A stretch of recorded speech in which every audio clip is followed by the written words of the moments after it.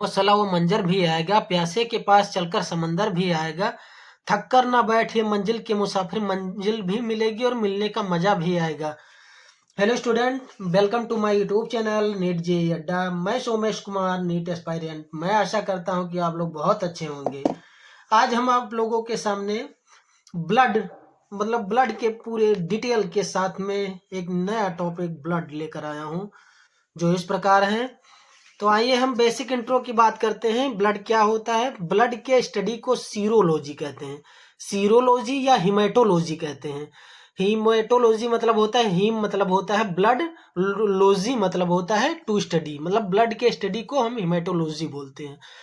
तो देखिए क्या होता है, ये प्राकृतिक कोलाइड होता है। मतलब प्राकृतिक कोलाइड क्या है? कोलाइड आप केमिस्ट्री के एक चैप्टर में पढ़ेंगे, ज़्यादा बेसिक नहीं जाएंगे, लेकिन हम बता रहे हैं कोलाइड क्या है।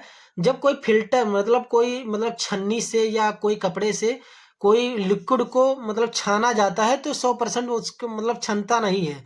कुछ पार्ट, कुछ कंपोनेंट ऊपर रह जाते हैं और आधे से ज़्यादा कंपोनेंट छन जाते हैं, तो वही कोलाइड होता है। तो ब्लड होता है हमारा प्राकृतिक कोलाइड। फिर संयोजी ऊतक। संयोजी ऊतक क्या होता है? तो ये कनेक्टिव टिश्यू की तरह कार्य करता है, कनेक्ट किया रहता है, बॉडी में कनेक्शन का काम करता है, इसलिए संयोजी ऊतक भी कहते हैं। अब इसका पीएच कितना होता है? तो पीएच होता है 7.4 होता है। 7.4 मतलब क्षार होता है। 7 के ऊपर, 7, 8, 9 ऐसे जाएंगे तो क्षार होगा, और 7 के नीचे आएंगे तो एसिड होगा, और 7 हमारा न्यूट्रल होगा। जैसे पानी, पानी का पीएच 7 होता है, न्यूट्रल होता है। तो आइए हम बात करते हैं मेल में इसका कितना क्वांटिटी पाया जाता है। तो मेल में 5.5 ml, 5.5 मिलीलीटर मान लीजिए, लीटर, ml नहीं लीटर, सॉरी। फिर फीमेल में देखते हैं तो 5 लीटर होता है। तो फीमेल में 5 लीटर होगा, मेल में मेल में फीमेल की अपेक्षाकृत ब्लड ज़्यादा होता है। फिर इसका निर्माण की बात करेंगे, कहाँ बनता है, कैसे बनता है। तो निर्माण में 2 जगह बनता है। अब लीवर और बोन मैरो। लीवर किसमें, किसके लीवर में बनता है और किसमें, बोन मैरो में बनता है। तो जो है, जो फीटस होता है, होता है भ्रूण होता है। भ्रूण में भ्रूण जो बच्चा पेट में रहता है, तो वहाँ लीवर में उसका ब्लड जो है लीवर में बनता है। अब बोन मैरो में ब्लड किसके बनता है? तो वयस्क एडल्ट में, हम लोगों को, जैसे एडल्ट हो गया, बाहर भ्रूण जो है, भ्रूण से बाहर आ जाए, उसका बर्थ हो जाए, उसके बाद जो है अस्थमज्जा में बनेगा। भ्रूण में इसलिए बनता है क्योंकि भ्रूण लीवर में इसलिए बनता है, भ्रूण का ब्लड, क्योंकि जो है बोन मैरो बहुत वीक होता है, इसलिए इसमें जो है लीवर में बनता है। ये लीवर की जो मीजोडर्म सेल होती है उसमें बनता है। ठीक है। अब आइए बात करते हैं स्टोर। ब्लड का स्टोर कहाँ होता है? तो ब्लड का स्टोर स्प्लीन में होता है। स्प्लीन का 2 काम होता है, स्टोर का भी काम होता है, ब्लड का स्टोर का काम होता है, और कब्र का भी काम करता है। अब कब्र क्या है? स्प्लीन जो है ब्लड बैंक की तरह काम करता है, ये देख लीजिए, हम पहले से नोट्स बना दिए हैं। तो ब्लड बैंक का कार्य करता है, और ग्रेव यार्ड कब्र का काम करता है। जो ब्लड वेस्ट हो जाता है, खराब हो जाता है, जिसकी अवधि पूरा हो जाती है, तो ये स्प्लीन इसको इंगल्फ कर लेता है, खा लेता है। और कोलेस्ट्रॉल, कोलेस्ट्रॉल ब्लड में 200 ग्राम डेसीलीटर होता है। अब इसका जो है मेजरमेंट की इकाई होती है, मापन की इकाई डेसीलीटर में मापी जाती है। तो 200 ग्राम पर डेसीलीटर होना चाहिए कोलेस्ट्रॉल। कोलेस्ट्रॉल है क्या? जैसे आलमंड है, बादाम वगैरह, उसको खाने से कोलेस्ट्रॉल होगा। कोलेस्ट्रॉल से भयानक बीमारियां हो सकती हैं इसके बढ़ने से। जैसे एथेरोस्क्लेरोसिस होता है डिजीज, आर्टरी जो होती है मोटी हो जाती हैं कोलेस्ट्रॉल के बढ़ने से। और हार्ट फेलियर भी हो सकता है कोलेस्ट्रॉल की वजह से, इसके बढ़ने से। ये नॉर्मल वैल्यू, बेस्ट वैल्यू है। हीमोग्लोबिन जो होता है, ब्लड में हीमोग्लोबिन कितना होता है, इसको डिनोट करते हैं एचबी से। एचबी से, जैसे हाइड्रोजन को एच से डिनोट करते हैं, वैसे हीमोग्लोबिन को एचबी से। एचबी फेरस होता है, उसमें फेरस की क्वांटिटी फेरस होता है, इसलिए। अब मेल में कितना क्या होता है? मेल में 14 ग्राम पर डेसीलीटर हीमोग्लोबिन होना चाहिए और फीमेल में 13 ग्राम पर डेसीलीटर। यदि इससे ज़्यादा होती है बॉडी में एबनॉर्मलिटी हो जाएगी। ठीक है, फिर आइए हम बात करते हैं रक्त परिसंचरण। तो रक्त परिसंचरण है क्या? ब्लड का सर्कुलेशन, मतलब पूरे बॉडी में ब्लड का आदान प्रदान कैसे होता है, इसकी खोज किसने की? William Harvey. मतलब आदान प्रदान, transport of blood in body called blood circulation. मतलब विलियम हार्वी इसकी जो है डिस्कवरी की थी ये ब्लड सर्कुलेशन का। फिर आइए हम ब्लड के कार्य की बात करते हैं। तो ब्लड का कार्य क्या क्या है उसको ओवरव्यू में बात कर लेते हैं। तो ताप नियंत्रण, हमारे बॉडी के टेम्परेचर को ब्लड जो है मेंटेन करता है। मतलब बढ़ेगा तो उसको नॉर्मल करेगा, घटेगा तो उसको बढ़ा के नॉर्मल करेगा। ठीक है, अब पोषक पदार्थों दूसरा कार्य क्या होता है? पोषक पदार्थ का परिवहन। मतलब जो उसमें न्यूट्रिएंट होते हैं जैसे विटामिन, प्रोटीन और कार्बोहाइड्रेट etc, मतलब कई पोषक तत्व होते हैं, उसके मतलब जहां पर आवश्यकता होती है पोषक पदार्थ को ब्लड लेकर जाके वहां देता है। ठीक है, फिर आइए नेक्स्ट फंक्शन की बात करते हैं ब्लड के। गैसों का परिवहन, गैस में मतलब O2 जो है बॉडी में लिया जाता है, मतलब रेस्पिरेशन के दौरान, श्वसन के दौरान O2 को बॉडी में लिया जाता है, CO2 को बाहर छोड़ा जाता है। तो गैसों का परिवहन करता है ये हीमोग्लोबिन के साथ। ऑक्सीजन हीमोग्लोबिन के साथ जुड़ के मतलब बॉडी वहाँ जो है हमारे फेफड़े में ले जाता है और वहाँ फेफड़े से जो है ब्लड के थ्रू पूरे बॉडी में ले जाती है। तो ऑक्सीजन के साथ हीमोग्लोबिन जब जुड़ेगा तो ऑक्सी हीमोग्लोबिन बना लेगा और CO2 जुड़ेगा तो कार्बो ऑक्सी हीमोग्लोबिन बनाएगा। ठीक है, उत्सर्जी पदार्थ का परिवहन, मतलब जो बॉडी में वेस्टेज पदार्थ होते हैं, मतलब उत्सर्जन क्या होता है, मतलब पहले उत्सर्जन समझ लीजिए तो उत्सर्जी पदार्थ हम बताते हैं। तो उत्सर्जन होता है removal of waste product in our body. मतलब जो है बॉडी द्वारा बाहर वास्ट प्रोडक्ट को बाहर निकालने की प्रोसेस होती है उत्सर्जन। तो उत्सर्जी पदार्थ मतलब जो गंदा पदार्थ होता है, मतलब वेस्ट मटेरियल होता है बॉडी के, जहां पर जो ऑर्गन निकालता है, मतलब हमारा हो गया रेक्टम, हो गया एनस के थ्रू बाहर निकालता है और स्किन के थ्रू मतलब स्वेटिंग होती है, ये सब मतलब वहां तक पहुंचाता है ब्लड, मतलब गलत कंपोनेंट को। आइए तो हम ब्लड के कंपोजिशन की बात करते हैं। तो कंपोजिशन मतलब संगठन, ब्लड कैसे बना है, किससे बना है, तो उसकी बात करेंगे। तो ब्लड में दो कंपोनेंट होंगे, एक लिक्विड कंपोनेंट होगा, ये लिक्विड कंपोनेंट होगा, ये जो है सॉलिड कंपोनेंट होगा। मतलब ये द्रव कंपोनेंट होगा, द्रव गुण, और ये मतलब ठोस होगा। ठीक है, तो द्रव जो होता है ब्लड का 60% होता है, उसको प्लाज्मा बोलते हैं। द्रव के कंपोनेंट को, ब्लड के द्रव के कंपोनेंट को प्लाज्मा कहते हैं, जो 60% होता है। फिर कार्पसल्स जो है, कार्पसल्स जो है ये 40% होता है, ये ठोस होता है। ब्लड में जैसे हम बताए थे कि ये कोलाइड होता है, तो कोलाइड जो फिल्टर में मतलब छन्नी में ऊपर जो छन जाए, ठीक है, वो कार्पसल्स होगा। ऊपर वाले मटेरियल जो ऊपर जो छना रहे, मतलब ऊपर बच जाए, रिटेन हो जाए और शेष बच जाए, उसको कार्पसल्स बोलते हैं। और जो प्लाज्मा होता है वो नीचे छन के नीचे हो जाएगा, तो वो प्लाज्मा होगा। वो 60% होता है, कार्पसल्स होगा 40%। ठीक है, तो प्लाज्मा के कंपोनेंट क्या होते हैं? फाइब्रोनोजन होगा, फाइब्रोनोजन, फिर प्रोथ्रोम्बिन होगा। अब फाइब्रोनोजन और प्रोथ्रोम्बिन, इसको मतलब ब्लड से फाइब्रिनोजन और प्रोथ्रोम्बिन को जब बाहर निकाल देंगे तो हमारा येलो कलर का ब्लड दिखने लगता है। ये प्लाज्मा को हम बाहर निकाल देते हैं ब्लड से, तो हमारा जो है ब्लड पीले कलर का दिखने लगता है, जिसे हम सीरम कहते हैं। क्या बोलते हैं? सीरम। ठीक है, सीरम के कई टेस्ट होते हैं, जैसे ब्लड वगैरह में, जैसे ब्लड प्रोफाइल टेस्ट होता है, प्री सर्जिकल टेस्ट होता है, CBC वगैरह, तो उसमें सीरम टेस्ट होगा। मतलब कई रोग को डायग्नोसिस करने में सीरम का मतलब टेस्ट किया जाता है, तो ये सीरम टेस्ट हो जाएगा। फिर कॉर्पसल्स जो होता है ब्लड का ठोस कंपोनेंट होता है, मतलब सॉलिड कंपोनेंट। इसकी मतलब ये 40% होगा। इसको हिंदी में इसको रिधराण बोलते हैं। अब कार्पसल्स के कितने पार्ट होते हैं? तो हम मेनली 3 पार्ट होते हैं कार्पसल्स के। तो आइए हम तीनों पार्ट की बात करते हैं। पहला है हमारा RBC, दूसरा है WBC, तीसरा है प्लेटलेट्स। फिर आरबीसी का फुल फॉर्म क्या होगा? Red blood corpuscles. फिर जो है डब्ल्यूबीसी का फुल फॉर्म होगा व्हाइट ब्लड कार्पसल्स। फिर प्लेटलेट्स होगा। ठीक है, तो इसका बायोलॉजिकल नाम क्या होगा, मतलब साइंटिफिक नेम क्या कहते हैं?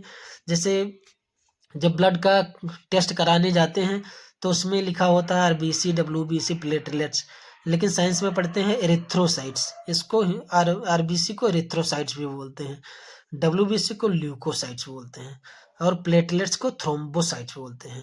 ये ब्लड क्लाटिंग का काम करता है। प्लेटलेट्स जो होता है ब्लड क्लाट में हेल्प करता है प्लेटलेट्स। इसका भी टेस्ट होता है प्लेटलेट्स। यदि मतलब कोई टाइफाइड वाला पेशेंट है, डेंगू वाला पेशेंट है, उसके बॉडी में प्लेटलेट्स की संख्या घट जाती है, इसलिए बाहर से प्लेटलेट्स उसको दिया जाता है। जो ब्लड बैंक में प्रेजेंट होता है वहां से लेके उसको दिया जाता है, प्लेटलेट्स होता है। अब आइए संख्या की बात करते हैं। तो ये ब्लड में 50 लाख होना चाहिए नॉर्मल, 50 लाख आरबीसी की होना चाहिए संख्या। फिर डब्ल्यूबीसी 10,000 होनी चाहिए, और प्लेटलेट्स मतलब होना चाहिए 2 लाख। जिससे या घट बढ़ जाएगा तो एबनॉर्मलिटी हो जाएगी बॉडी में, कई प्रकार के डिजीज भी होंगे।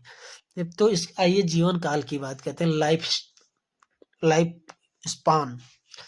तो आरबीसी जो है 120 दिन तक इसका जीवन काल होता है, इसके बाद वो डेड हो जाता है स्प्लीन में इनगल्फ, फाइगोसाइट के रूप में इनगल्फ हो जाता है। फिर डब्ल्यूबीसी जो होता है ये 4 दिन इसका अवधिकाल होता है, ड्यूरेशन होता है 4 दिन। प्लेटलेट्स की 7 दिन।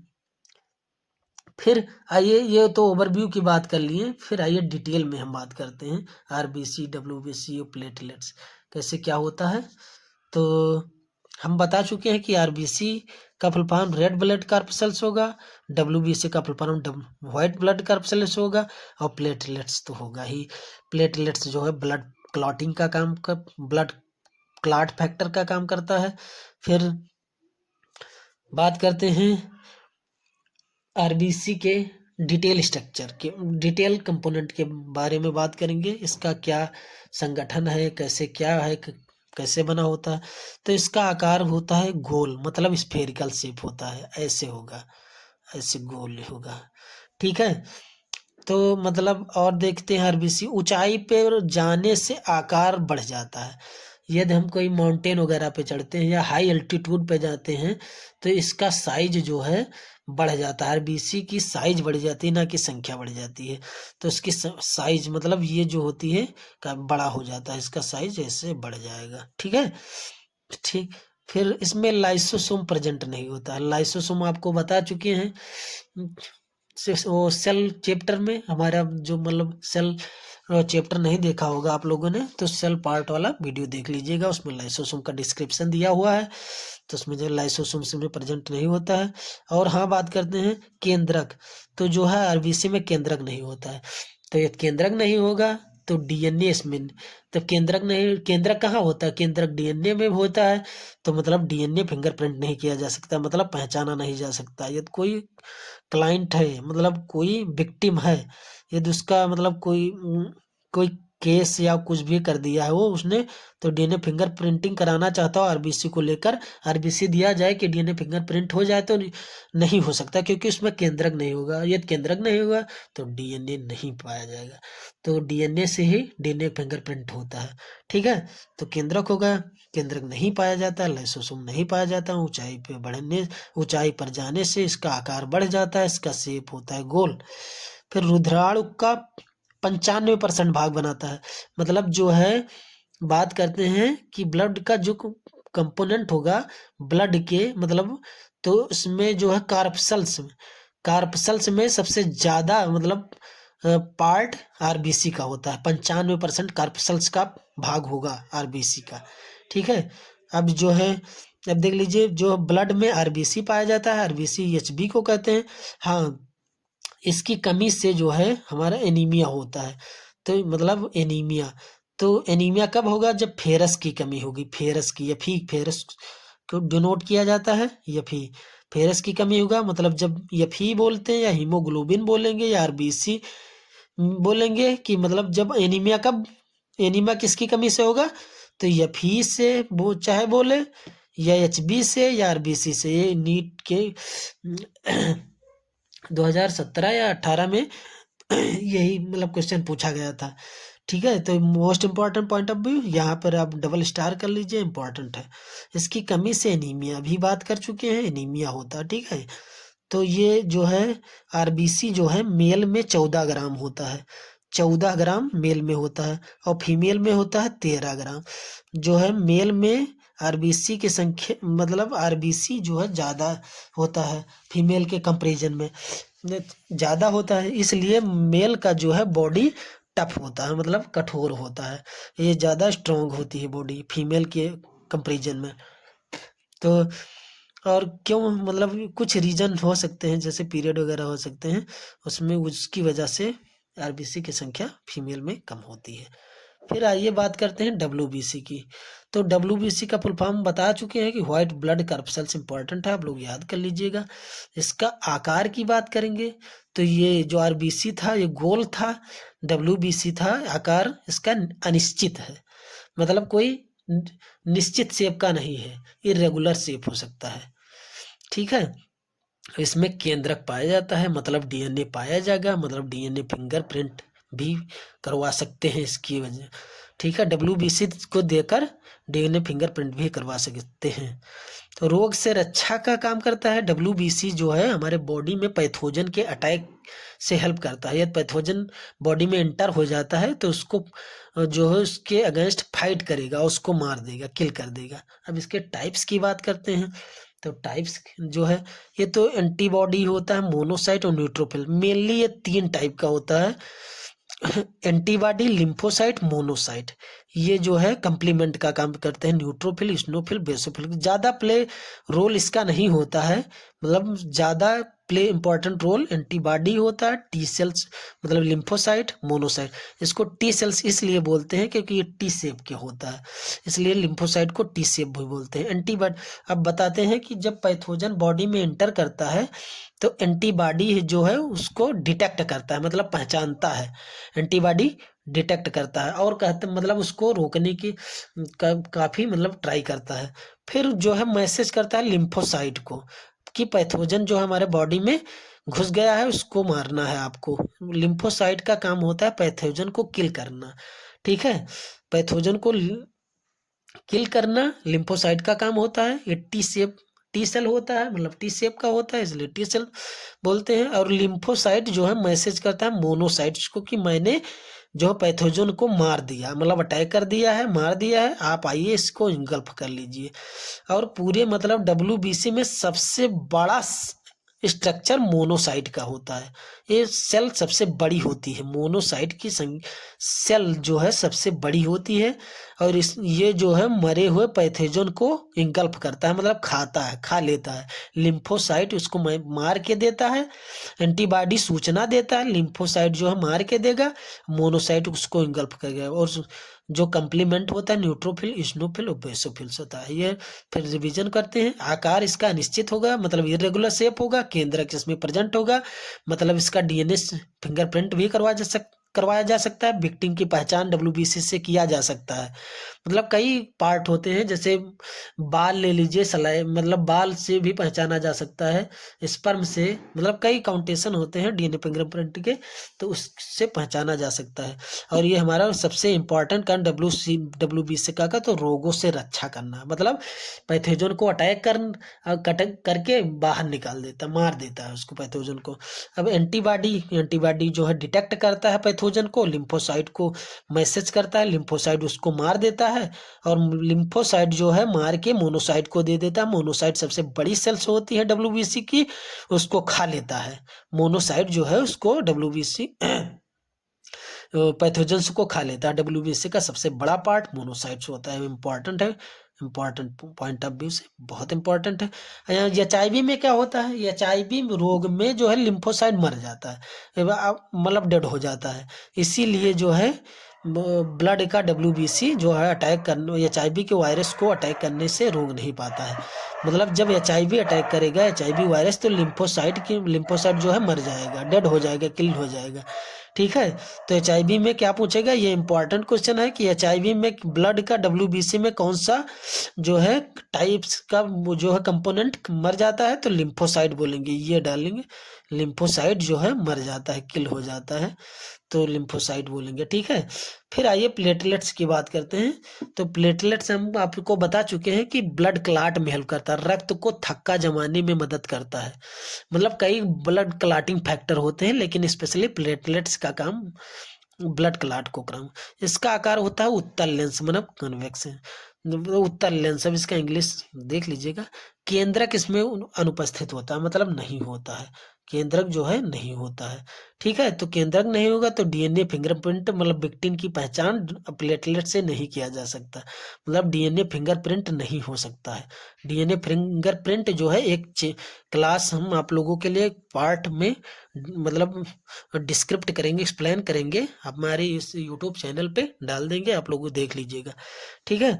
और क्या कहता है प्लेटलेट्स, तो प्लेटलेट्स होता है मतलब शक्ति प्रदान करता है, एनर्जी को प्रोवाइड करता है। जब हमारे शरीर में प्लेटलेट्स की संख्या घट जाती है तो सुस्ती हो जाती है, सुस्त रहेगा, मतलब पढ़ाई में मन नहीं लगेगा, वीकनेस काफ़ी फील होगा।